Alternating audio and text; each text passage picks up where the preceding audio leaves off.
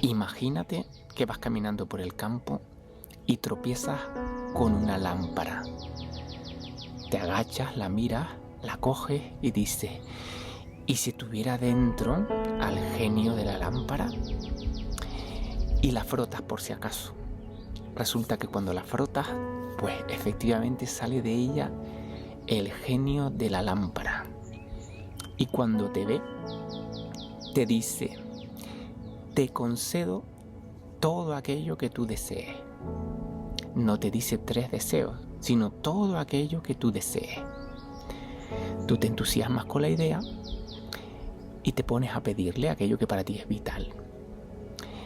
Y en espera de que él conceda tu deseo, te dice: estupendo, pues ponte manos a la obra para conseguir lo que deseas, que te voy a asegurar que lo conseguirás. Ese es el camino de la voluntad. Y de eso es lo que trata el episodio de hoy. El mapa del yoga hoy estrena Tapas, la cultura del esfuerzo. Contextualicemos primero. Cuando hablamos del árbol del yoga, siempre me llevas escuchando a lo largo de este mapa, intentamos dejar unas baldosas sólidas sobre las que ir pisando y entendiendo bien el recorrido y en dónde impregna el sendero del yoga en nuestra vida. Y como vemos, es un camino integral donde una de sus partes, las 2 primeras ramas o partes o pasos o escalones, como quieras llamarlo, tratan sobre la filosofía, sobre cómo refinar la filosofía. Y en ellas teníamos lo que consideramos desde el yoga, lo que son los yamas y los niyamas, aquellas conductas sólidas que deberíamos de incorporar o sacar de nuestra vida. Uno de esos niyamas sería tapas. Tapas definido como determinación, como esfuerzo. Yo quiero utilizar este soporte para desarrollar ese concepto que a veces en una simple línea decimos: sí, hay que tener cierta disciplina, hay que estar vinculado con la práctica y demás. A mí la palabra disciplina, si no la contextualizamos, me parece una palabra no pobre, pero sí bastante austera, sin ingredientes que le den sabor, magia. Y lo que hoy vamos a hacer es intentar colocar tapas, disciplina, determinación en el lugar que le corresponde dentro de este mapa y dentro especialmente de nuestras vidas para que trabaje a nuestro favor. Entonces, para intentar articular esto, yo te querría hacer un pequeño cambio. Me encantaría que en vez de decir tapas, pongamos de moda para mí una palabra que está en desuso y es el poder de la voluntad. La voluntad. Con el ejemplo inicial que te he puesto de la lámpara de Aladín, el genio realmente lo que nos responde es que hace más quien quiere que quien puede. Nos intenta demostrar en este ejemplo que lo que nosotros queramos es lo que podemos conseguir. Entonces, en ese camino evidentemente hay muchísimo trabajo.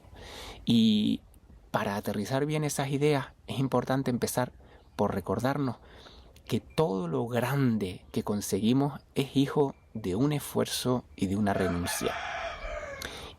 Por tanto, la voluntad es esa clave, esa llave que nos va a abrir la puerta para conseguir lo que nos proponemos.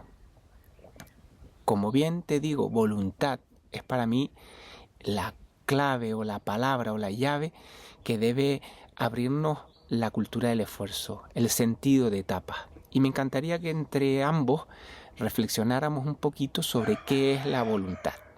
Y si te parece, lo podemos definir de una forma muy sencilla como la capacidad de fijarnos objetivos, metas concretas y luchar por irlos consiguiendo. ¿Qué pasa en esa lucha? Cuando hablamos siempre de lucha, estamos hablando de fricción, de esfuerzo.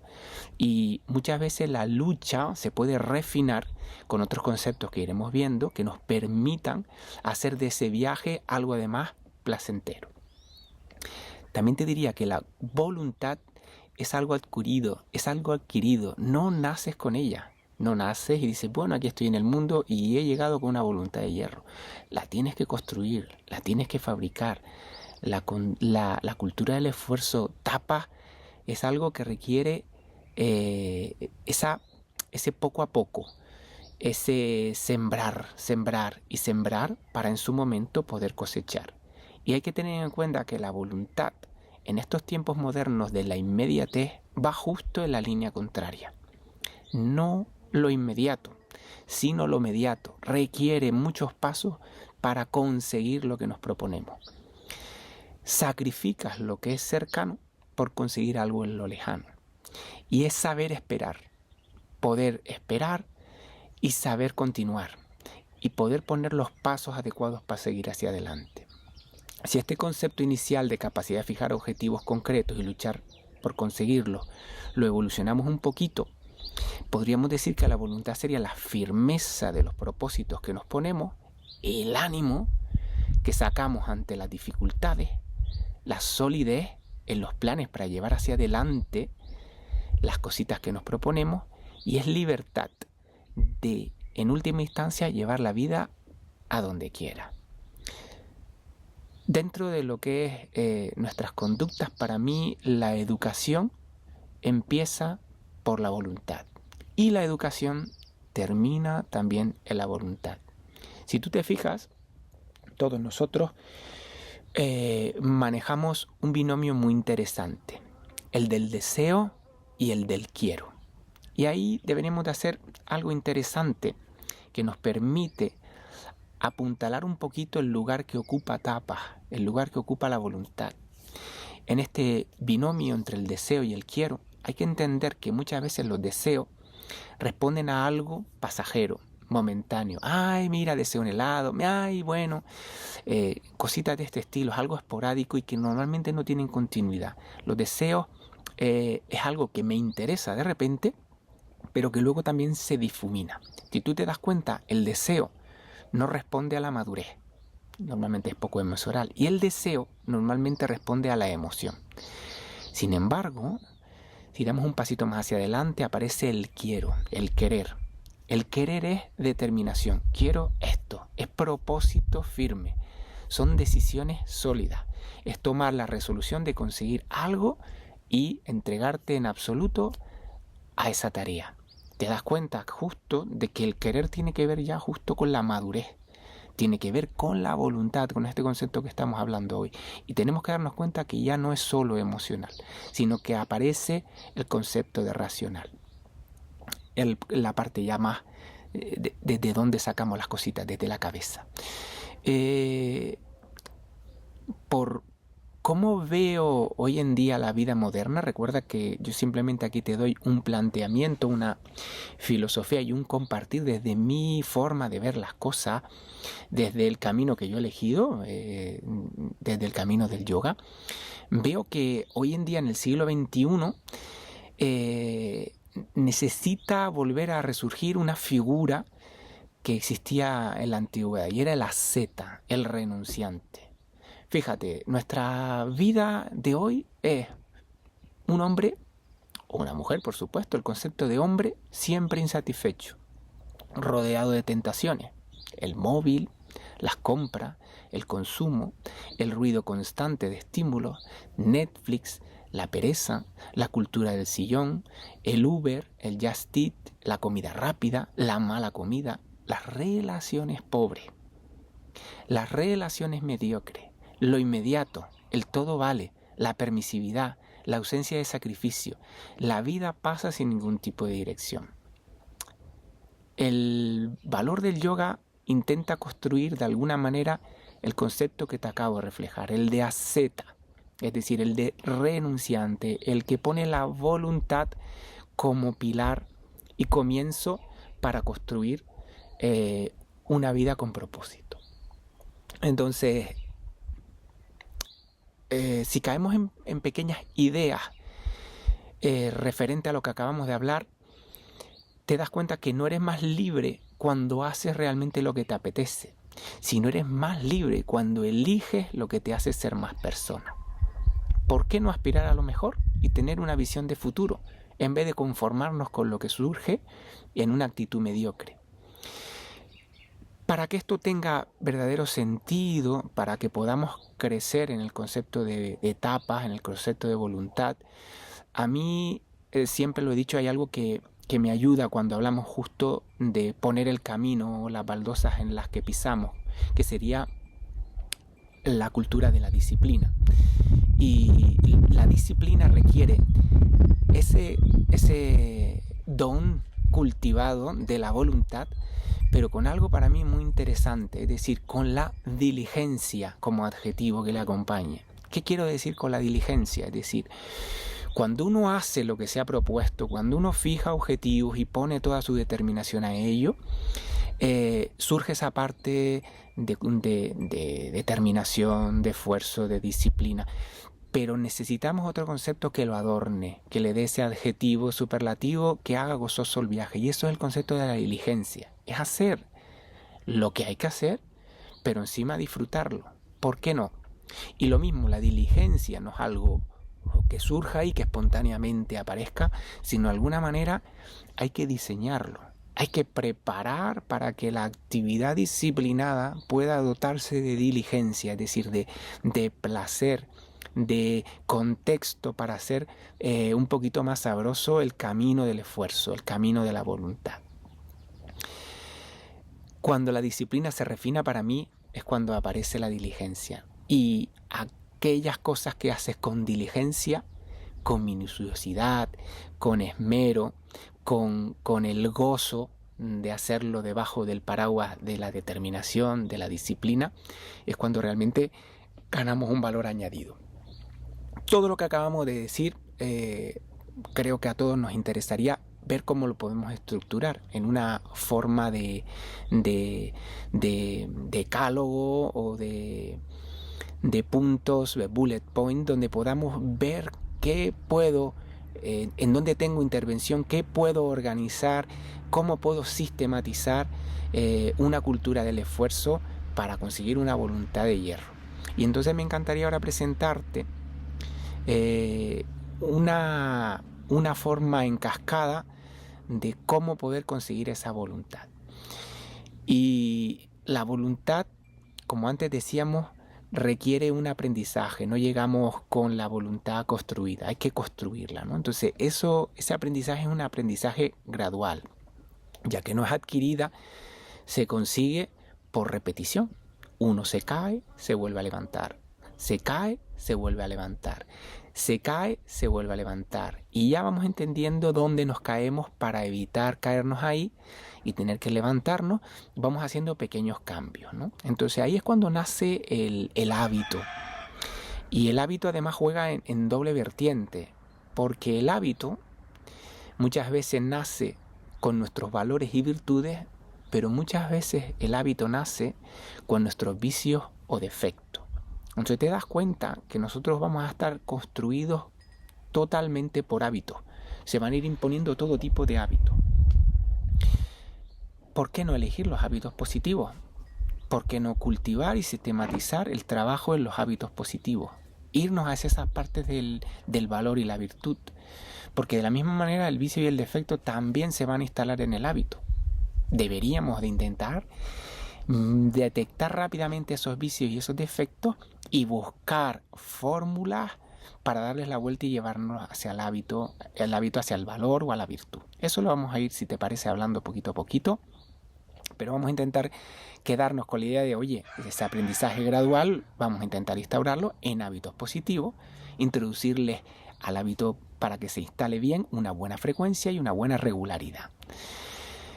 Dicho eso, yo quisiera apoyarme en una lectura para mí bastante interesante, que sería el libro que escribió James Clear de Hábitos Atómicos, del cual me encantaría recoger unas pequeñas pinceladas que nos pueden ayudar en el concepto de hábito.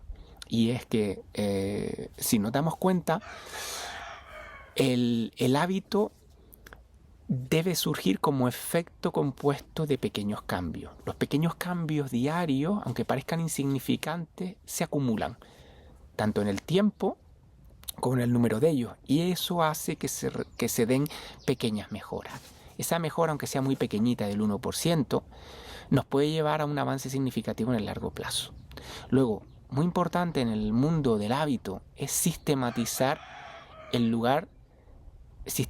las cositas en lugar de fijar objetivos. Es decir, muchas veces nos enfocamos en el objetivo y eso nos hace perder de vista o aburrirnos o caer y perder la constancia o la perseverancia. Sin embargo, si tú estableces un sistema en el hábito, te enfocas en ese sistema, los objetivos van apareciendo solos. Si el sistema está bien diseñado, ellos te llevan naturalmente al objetivo. Y lo mismo, hay que observar también que el hábito tiene un ciclo. Los hábitos no surgen espontáneamente, requieren un ciclo que James Clear relató en 4 aspectos: una señal, un anhelo, una respuesta y una recompensa. ¿Qué queremos decir con esto del señal, anhelo, recompensa? Bueno, una forma de entender es: el hábito requiere algo que lo detone. Ese es el inicio, esa es la señal. Luego el anhelo es la motivación que impulsa a actuar. La respuesta es la acción que se realiza en sí, y la recompensa es el beneficio que obtenemos y que refuerza el hábito. Si tú das cuenta, esto de alguna manera psicológicamente serían los pasos que lleva el ciclo del hábito. Comprender y optimizar estas etapas nos puede ayudar a construirnos nuestros hábitos positivos, especialmente, pero para mí más importante es romper los negativos. Compi, los hábitos negativos están impregnados en cada una de nuestras respiraciones, en un montón de cositas, sin ser de alguna manera más exigentes de lo que debemos.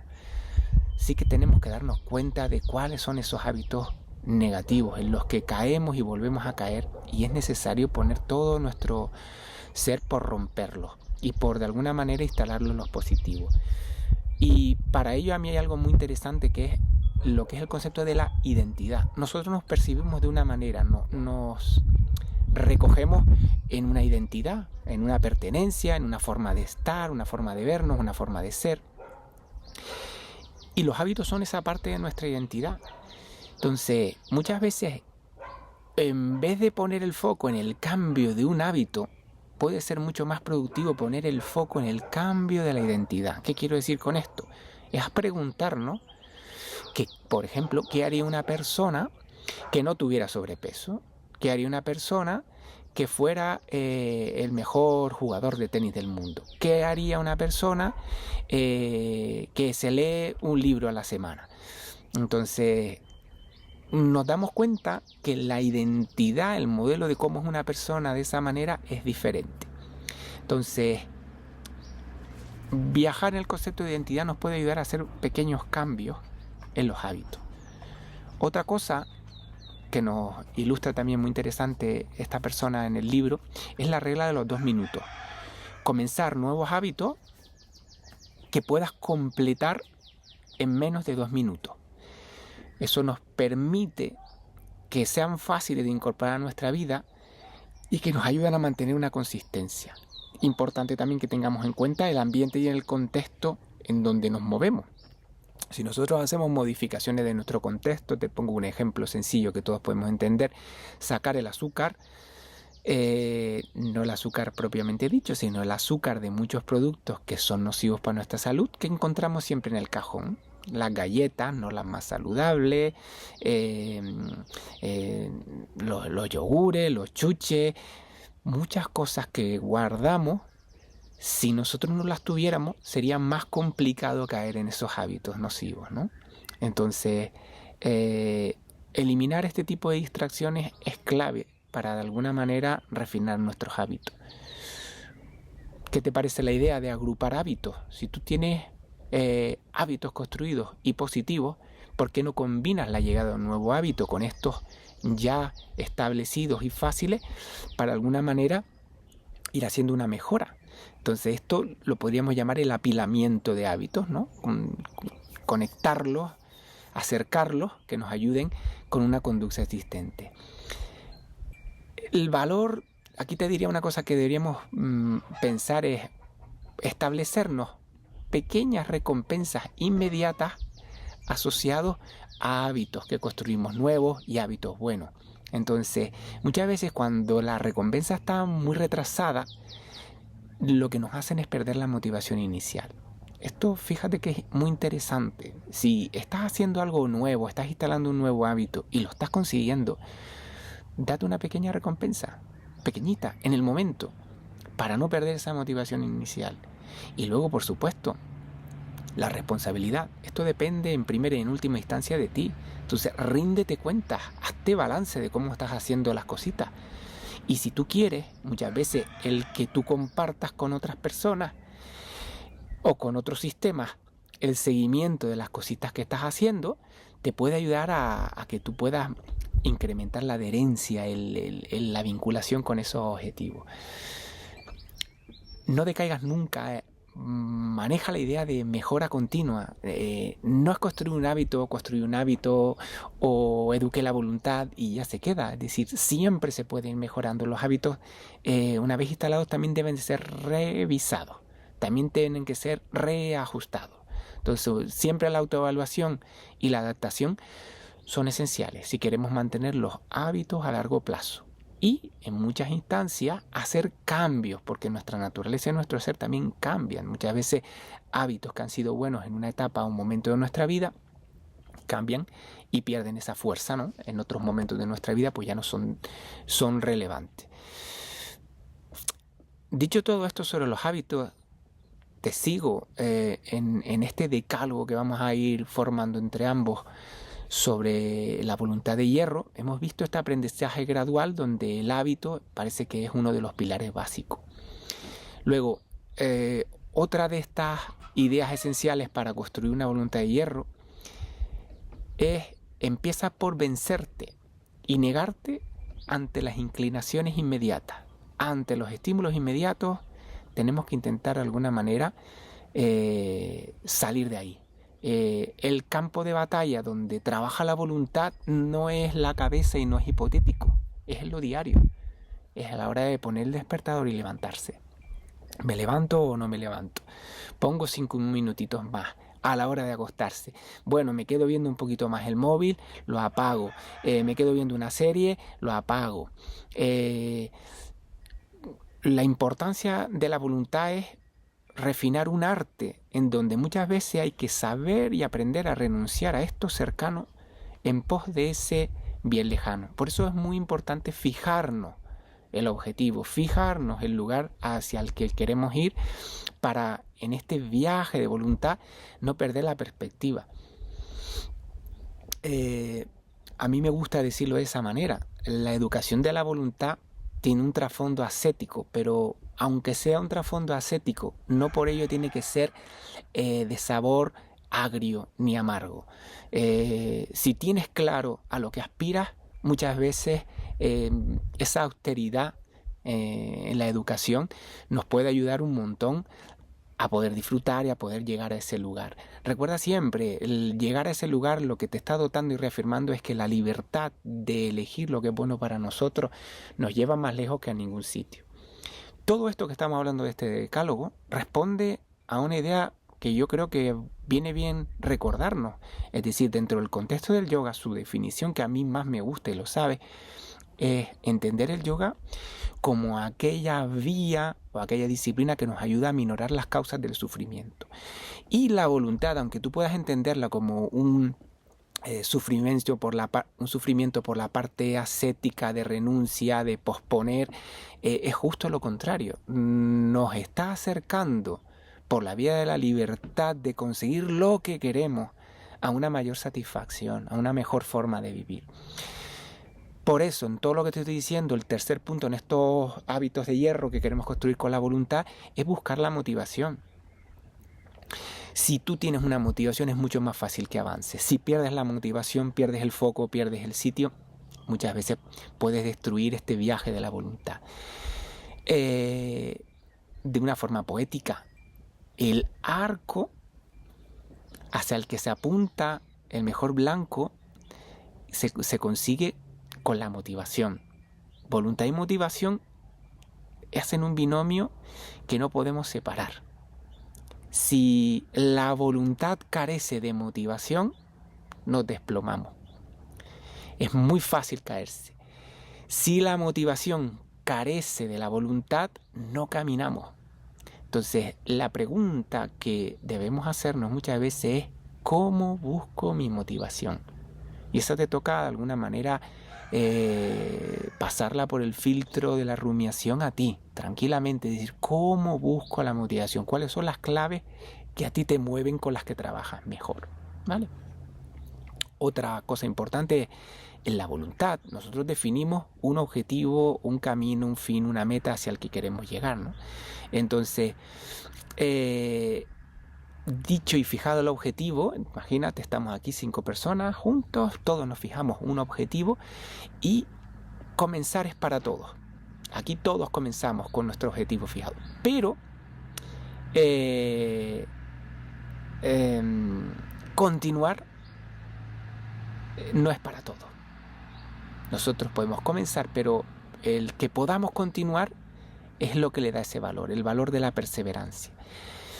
Para que podamos continuar y no solo comenzar, es importante que el objetivo tenga algunas cositas interesantes dentro del aspecto de hacia dónde queremos fijar nuestra meta. Y es que si nosotros fijamos objetivos que sean claros, que no sean opacos, que no sea, bueno, voy a ver si tal me daré una recompensa. No. Es decir, los objetivos que nos fijamos, las metas a las que miramos tienen que ser muy claras, tienen que poder medirse, tienen que estar muy bien delimitadas, tienen que ser precisas, tienen que ser estables, no algo que nazca del deseo, sino más desde el querer, como antes decíamos en ese binomio, ¿no?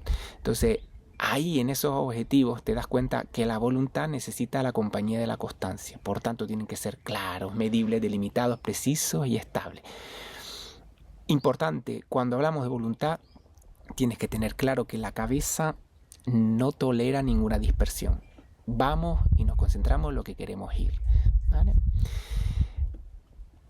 Vuelvo a caer en el mismo concepto de antes, en la austeridad. Casi siempre en la conquista de la voluntad, el comienzo para todos es casi de cero y es muy costoso.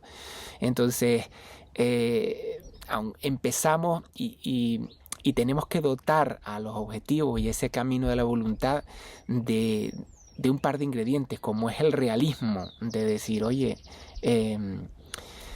voy hasta esta meta, sé que confío en que esa meta la puedo conseguir, ¿no? Entonces el valor del realismo y la confianza son importantes. Uno tiene que poder confiar en una fuerza superior, en el valor de su propia determinación, pero tiene que haber una confianza, una fe en el objetivo que nos marcamos, ¿no? En el fin que nos marcamos. Y para mí yo creo que puede ser muy interesante buscar modelos de identidad que resulten así atractivos, personas que puedan ser relevantes, que hayan conseguido eso que tú quieres. Entonces, a veces leer vidas ejemplares nos puede ser de mucha utilidad y muchas veces después de leerlas, imitar lo que esas personas han hecho para conseguir aquellas cosas casi sublimes que han hecho incluso evolucionar la especie humana por cambios que han determinado movimientos sociales, etcétera, es muy importante. La voluntad, aunque igualmente te hablo de austeridad por un lado, la voluntad es fuente de alegría y eso no debemos de perderlo, ¿no? Cuando uno se ejercita la voluntad te das cuenta de que te dominas a ti mismo.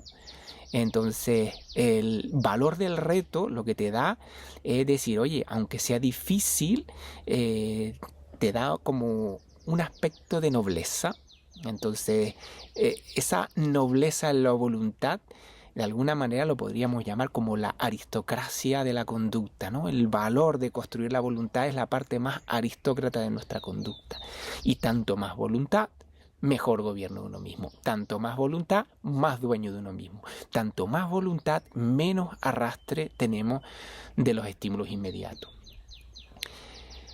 ¿Por qué también es fuente de alegría para mí la voluntad y no hay que perderlo de vista? Es que hace los sueños realidad. El valor del ejemplo con el que empezamos hoy, nuestro podcast, el de la lámpara de Aladín, la lámpara ya la tenemos dentro. Los sueños se hacen realidad y el mago que lo hace no se llama Aladín, sino son el valor de la voluntad la que construye esos sueños que nosotros nos propongamos, el que sea. Siempre, como antes dijimos, hace más quien quiere que quien puede, ¿no? Ese eslogan o refrán popular a mí me encanta, querer es poder.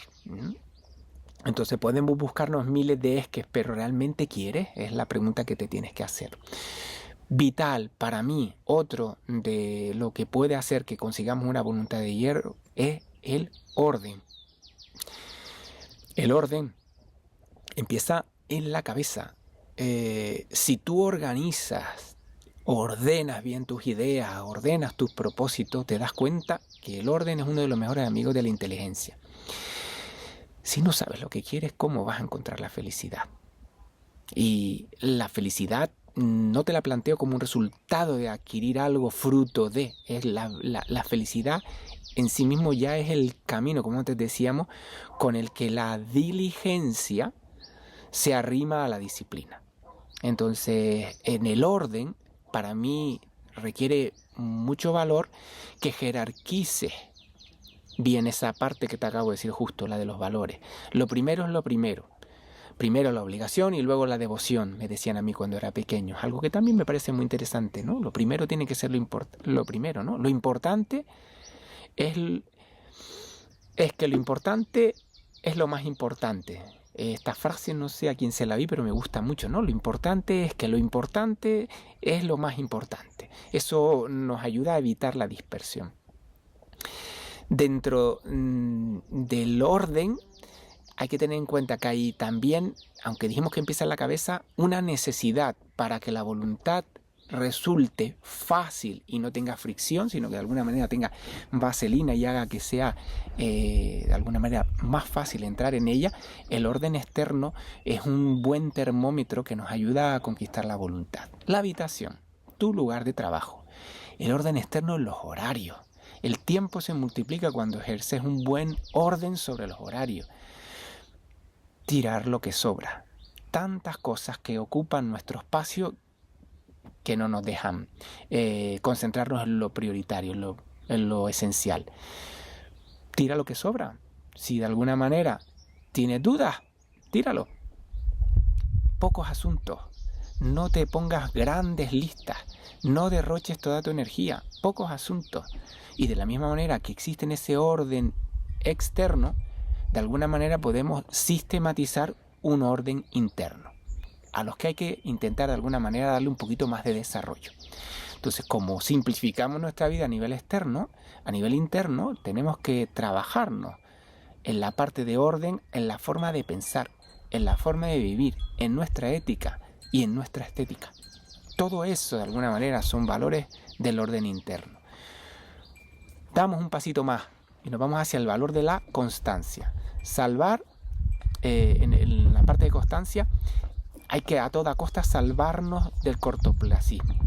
Todo lo que sea inmediato, hay que darnos cuenta que muchas veces nos va a llevar por un camino que no es el adecuado. Y cuando hablamos de constancia, constancia para mí tiene sinónimos que uno tiene que saber instaurar en su vida. El valor de la tenacidad, el valor de la insistencia, el valor de la perseverancia, el valor del empeño, el tesón. Pero igual que te hablo de constancia, para mí hay una delgada línea que hay que tener en cuenta en la constancia, que es cuando las cosas, ese sentimiento fácil que tenemos de es que las cosas no fluyen. Uno puede ser tenaz, insistente, perseverante, empeñarse en conseguir las cosas, no perder el tesón, pero puede haber cierta fluidez en el valor de conseguir la educación de la voluntad. Entonces la constancia tiene que llevar de alguna manera impregnado todo lo que tiene que ver con el fluir, ¿no? También constancia. Cuando ves el valor de la constancia, ves una persona con constancia, te está hablando de la madurez de esa persona. La constancia lo puedes ver en el que esa persona de alguna manera sabe esperar. La voluntad, dicho de otra manera, necesita ineludiblemente el valor de la constancia. Frase tomada también prestada, en este caso sí de quién, sé de quién, de Unamuno, dice: no te des por vencido, sé constante incluso aún vencido. ¿Vale? Un noveno paso, cuando hablamos ya de voluntad, es el valor de la madurez psicológica. La madurez psicológica, lo mismo, uno no nace con ella. La voluntad crece con su uso. Tanto más trabajes en pequeñas cositas, tanto más trabajes, mejor va a ir diciendo tu voluntad, más va a ir creciendo tu voluntad.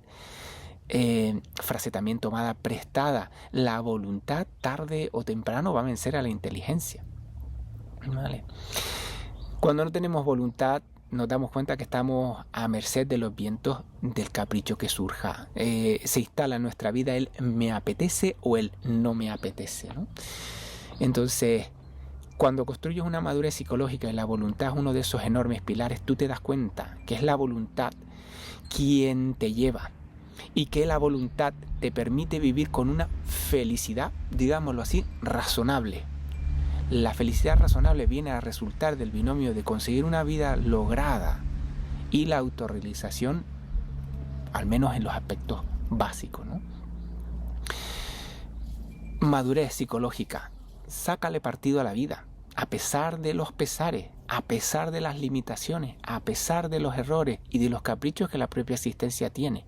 Entonces, el valor de tener una madurez psicológica nos permite saborear justo pese a todos estos avatares que siempre van a surgir.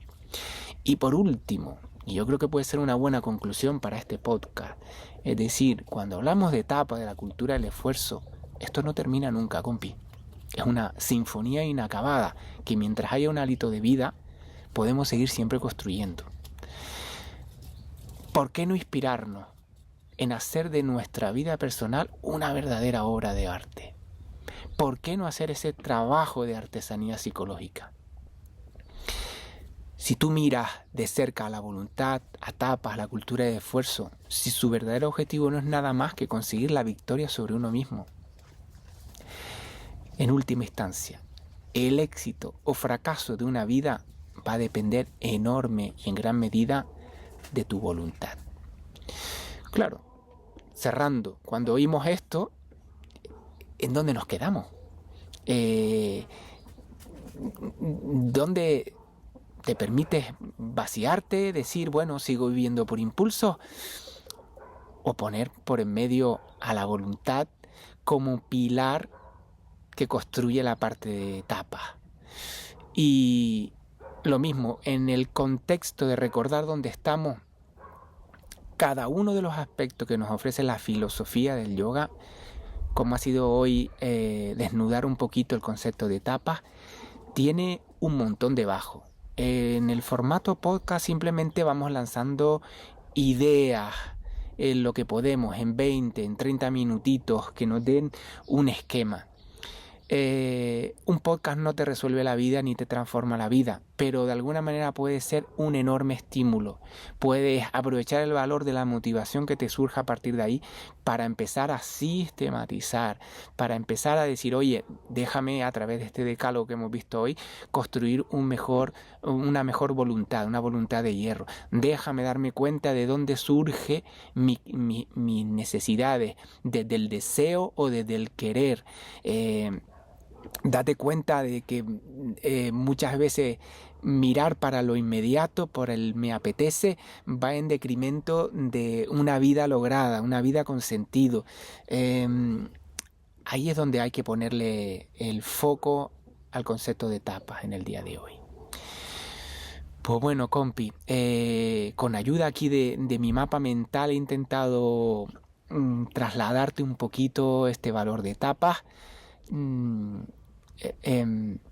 A mí me gustaría decirte, no por presumir, que para mí es uno de los valores indispensables y que muchas veces el valor de el eco que me deja el sacrificio es en ese lenguaje de Santosha, de otro de esos pilares de la filosofía del yoga. Ese Santosha, ese concepto que te nombro, es el de sentirme satisfecho y contento por lo que tengo, por lo que hay, por lo que la vida me ha dado, y de alguna manera, poniendo el valor del esfuerzo, te das cuenta que tú puedes ir timoneando en las opciones que la vida nos deja después de sus caprichos, para ir haciendo una vida de logro, ¿no? Que es lo que nombrábamos hoy un poquito, ¿no?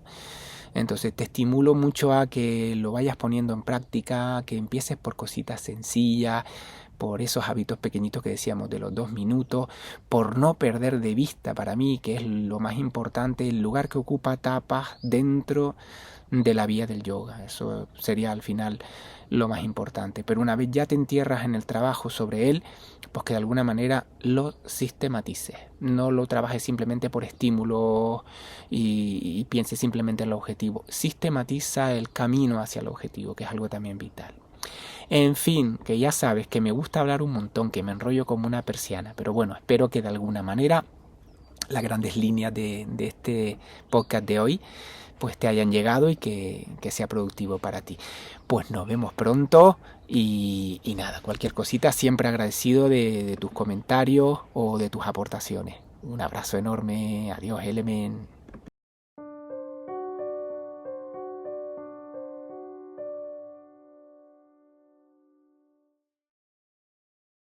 Es una escuela híbrida, donde puedes acercarte a nosotros de la manera que tú quieras, en presencial, en online, de las dos maneras, en momentos determinados de una, en momentos determinados de otra. Y ahí me encargo de acompañarte, de mimarte y de darte secuencialmente posibilidades y contenido. El árbol del yoga es un árbol integral para toda la vida. No se ocupa del aspecto de las asanas como muchas veces relacionamos. Es necesario también tener una buena filosofía que nos sustente y nutrirla con elementos, con estudio, con autoestudio. Es importante integrar la vía con la que nos relacionamos con la vida, la respiración. Muy importante entender el mundo de la mente a través de la meditación. Esta escuela se caracteriza por mantenerte muy claras las pautas esenciales. Y como antes te decía, me encantará acompañarte en este apasionante viaje si tú me dejas. Nos vemos por aquí. Chao.